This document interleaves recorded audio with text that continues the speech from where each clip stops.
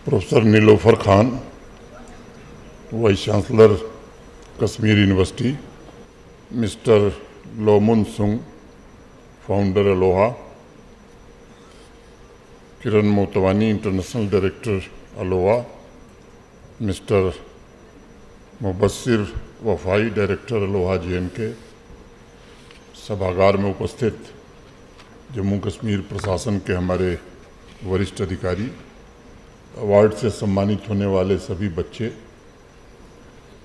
Teachers, parents, मित्रों, abacus learning for higher arithmetic aloha state level award ceremony में सबसे पहले मैं सभी बच्चों का हृदय से अभिनंदन करता हूं, जिन्हें अवार्ड मिलेगा और जिन्हें अवार्ड नहीं मिलेगा। मैं मानता हूं कि दोनों इस पुरस्कार के भागीदार हैं, हकदार हैं, क्योंकि पार्टिसिपेट करना खुद में एक बड़ा पुरस्कार है।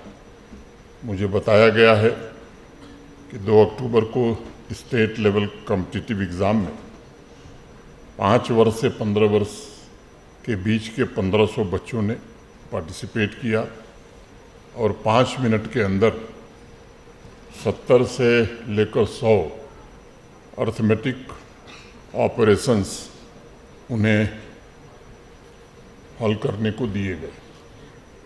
मुझे प्रसन्नता है कि अवार्ड विनर्स ने उस अत्यंत कम समय में कठिन से कठिन कैलकुलेशन को पूरा किया है। इस तरह के कंपटीशन और अर्थमेटिक ऑपरेशंस को मुझे लगता है कि मैं बच्चों के लिए बहुत ही महत्वपूर्ण मानता हूं, क्योंकि इसके द्वारा न सिर्फ संख्यात्मक समझ विकसित होती है, बल्कि बच्चों में सबसे जो आवश्यक चीज़ है प्रॉब्लम सॉल्विंग और क्रिटिकल थिंकिंग, ये स्किल भी डेवलप हो पाती है। मैथमेटिक्स, खास तौर से अर्थमेटिक्स के इतिहास में अगर आप जाएंगे तो इस बात का जिक्र करना मैं ज़रूरी समझता हूँ। ये हजारों वर्षों का इतिहास दुनिया का साक्षी है कि अर्थमेटिक ऑपरेशंस माइंड के ग्रोथ में सबसे ज़्यादा सहायक सिद्ध होता है। मैं वैदिक काल की बात करूं तो गुरुकुल शिक्षा प्रणाली में यह अनिवार्य था उस समय, और 5 वर्ष से 15 वर्ष के बीच की उम्र में क्रिटिकल थिंकिंग और प्रॉब्लम सॉल्विंग के स्किल बच्चों के बेहतर भविष्य के लिए एक मजबूत फाउंडेशन का निर्माण करते हैं और उनकी लॉजिकल थिंकिंग भी बड़ी शार्प, तीव्र हो जाती है।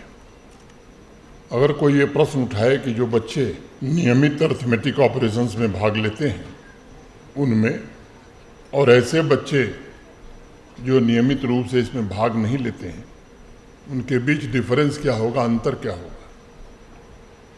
तो उसके जवाब में मैं कहना चाहूँगा कि अर्थमेटिक ऑपरेशंस में भाग लेकर बेसिक और एडवांस मैथमेटिक्स का कैलकुलेशन करने वाला बच्चा ये रियलाइज़ कर लेता है कि दुनिया की सबसे पावरफुल मशीन,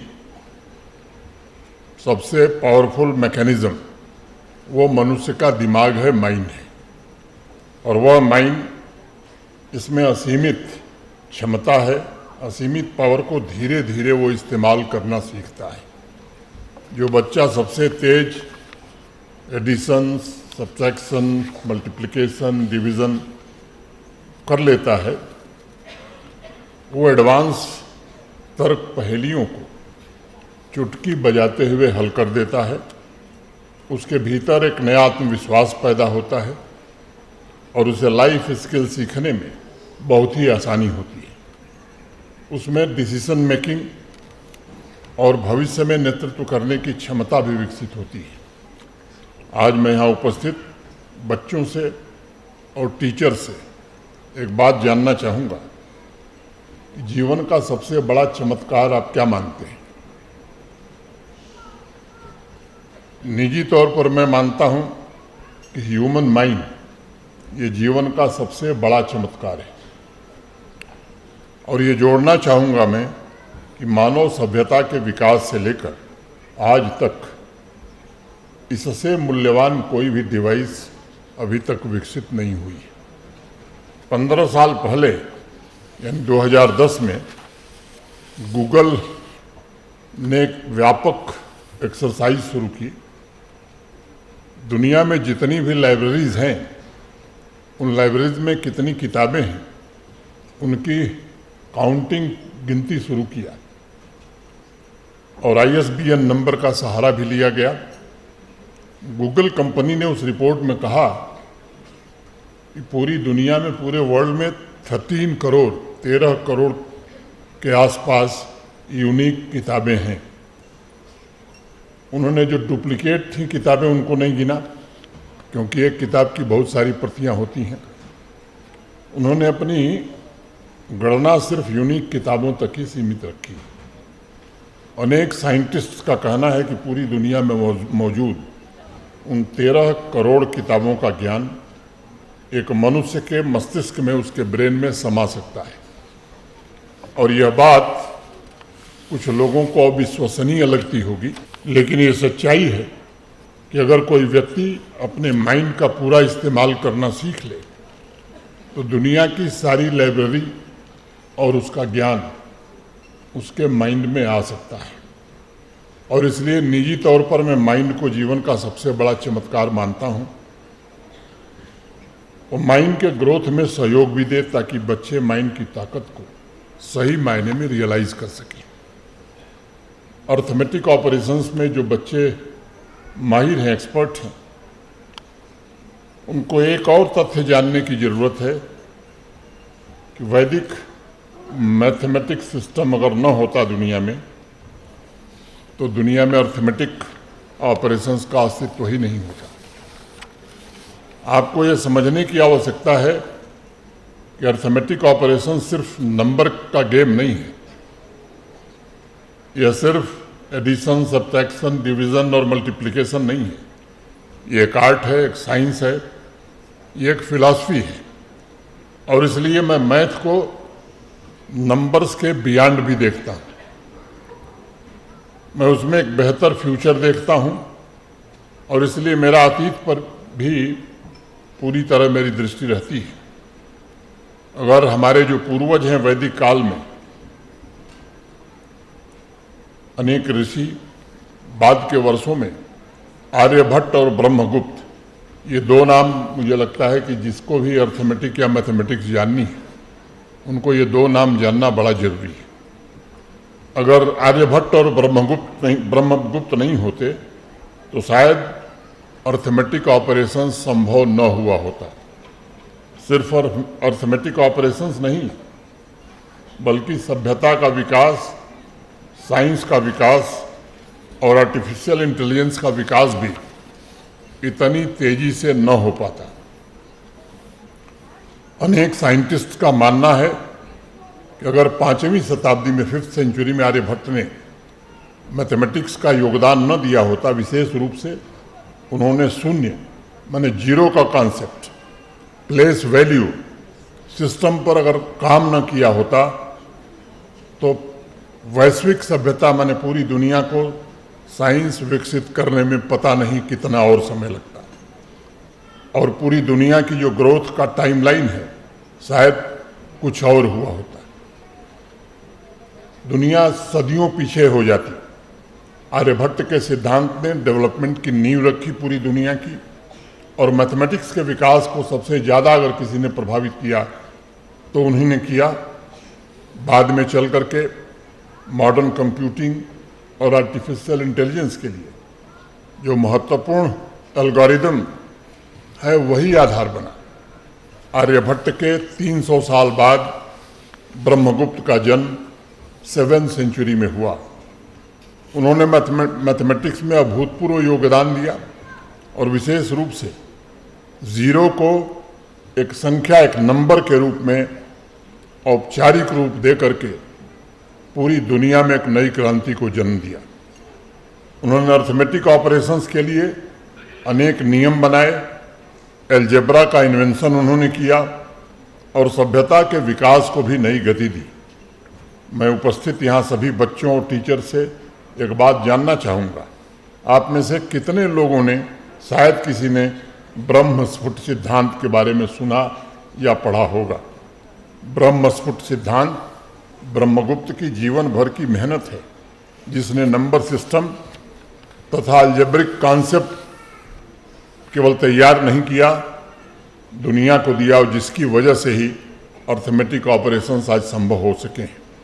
उसी आधार पर बाद के वर्षों में अनेक विद्वानों ने काम करके मैथ के अनेक नए आयाम तय किए। ब्रह्मगुप्त ने अपनी थियरी द्वारा कंप्यूटेशनल फ्रेमवर्क तैयार किया था, जो आज आर्टिफिशियल इंटेलिजेंस और मशीन लर्निंग के लिए एक मजबूत आधार का काम कर रहा है। दुनिया के अनेक साइंटिस्ट इस बात को भी मानते हैं कि अगर आर्यभट्ट और ब्रह्मगुप्त न होते तो शायद आधुनिक सभ्यता का विकास सैकड़ों वर्ष बाद हुआ होता। इन उदाहरणों के द्वारा मैं सिर्फ नई पीढ़ी को ये याद दिलाना चाहता हूँ कि अर्थमेटिक ऑपरेशंस, मैथ ओलंपिक या आर्टिफिशियल इंटेलिजेंस के एल्गोरिदम को जब आप सीख रहे हैं या फ्यूचर में जब कोडिंग करते हुए आप व्यस्त हों, तो ये जरूर याद रखिएगा कि इसके पीछे आपके पूर्वजों का बहुत बड़ा योगदान है और इसका हमें गर्व होना चाहिए।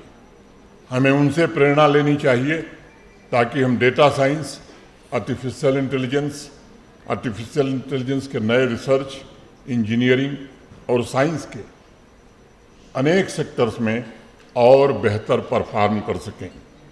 एक दूसरी सलाह होगी मेरी यंग जनरेशन के लिए, वो अपना रास्ता खुद तय करें।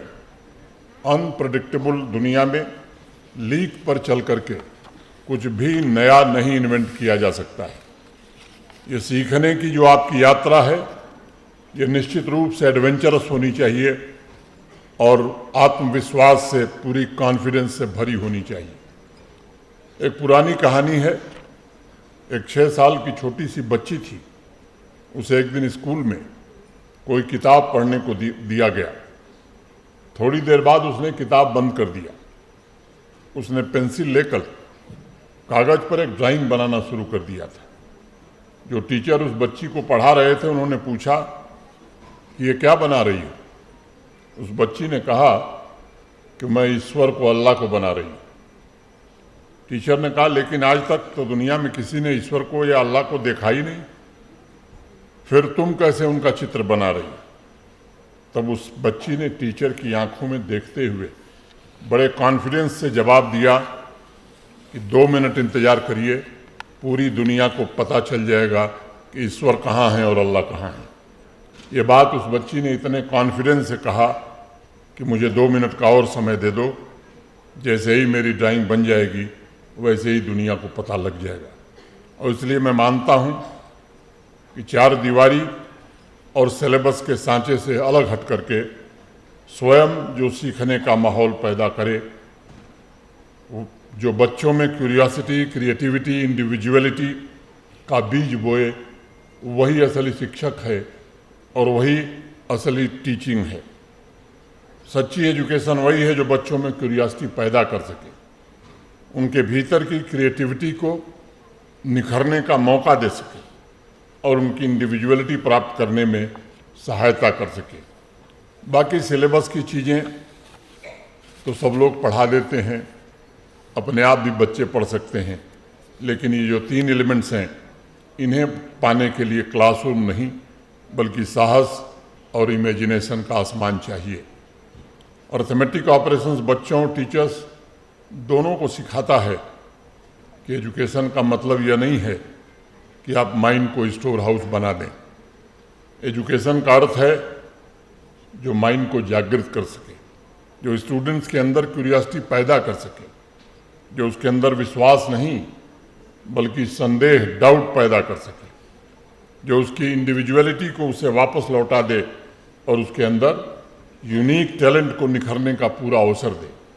अर्थमेटिक ऑपरेशंस का कंपटीशन स्टूडेंट्स के भीतर क्रिटिकल थिंकिंग, साइंटिफिक टेम्पर और क्रिएटिविटी की आग जलाता है।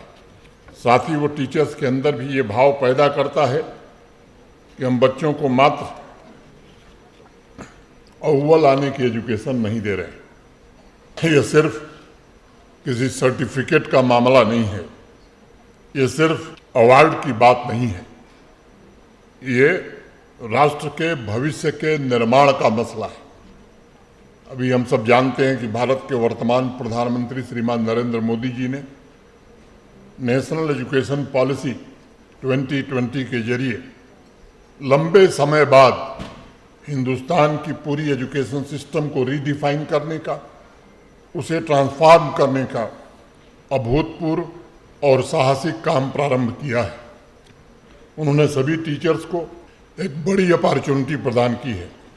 एक तरफ जहां एजुकेशन सिस्टम में traditional values, culture, mother tongue, skill set और इंडिपेंडेंट थिंकिंग को तरजीह दी गई है, वहीं दूसरी तरफ क्लासरूम में इनोवेशन, क्रिएटिविटी, फ्लेक्सिबिलिटी, एक्सपेरिमेंट को प्रमोट करने पर भी जोर दिया गया है। अब ये हमारी सामूहिक जिम्मेदारी है कि स्कूल कैंपस को क्यूरियोसिटी का कैंपस हम बना सकें, जहां किताबों को रटने याद करने की बजाय क्रिएटिविटी पर फोकस किया जा सके, जहां सिर्फ सक्सेसफुल बच्चों को नहीं बल्कि बच्चों को के इनोवेटिव आइडियाज़ को रिवार्ड दिया जा सके, उन बच्चों को सम्मानित किया जा सके। एजुकेशन को हमें इंडिपेंडेंट रिसर्च, इंडिपेंडेंट आइडियाज़ के ग्रोथ का माध्यम बनाना होगा और क्लासरूम एक ऐसी जगह होनी चाहिए जहां केवल सिलेबस नहीं, जहां ड्रीम्स और एस्पिरेशन जन्म ले। इस बात को हमेशा ध्यान रखिएगा कि जम्मू कश्मीर का विकास सीधे तौर पर युवाओं के विकास से जुड़ा हुआ है। उनका लक्ष्य जम्मू कश्मीर और देश को बदलना होना चाहिए। दृढ़ संकल्प और समर्पण के साथ ही वे इस मिशन को पूरा कर सकते हैं। हमें ये सुनिश्चित करना ही होगा कि उन्हें सबसे प्रतिभाशाली विद्वान, वैज्ञानिक और इनोवेटर बनाने के लिए हम अपने स्कूलों में उचित माहौल बना सकें। मैं फिर से एक बार अलोहा इंटरनेशनल के सभी पदाधिकारियों का, आयोजन से जुड़े सभी साथियों का हृदय से धन्यवाद करना चाहता हूं कि लगातार 20 वर्षों से आप ये कार्यक्रम कर रहे हैं। आपका ये 16वां एडिशन है और मैं उम्मीद करता हूं कि भविष्य में भी इस तरह के कार्यक्रम आप अनवरत करते रहेंगे। मैं आप सबको फिर से हृदय से धन्यवाद देते हुए, बच्चों के उज्जवल भविष्य की कामना करते हुए मैं अपनी बात पूरी करता हूं। धन्यवाद। जय हिंद, जय भारत।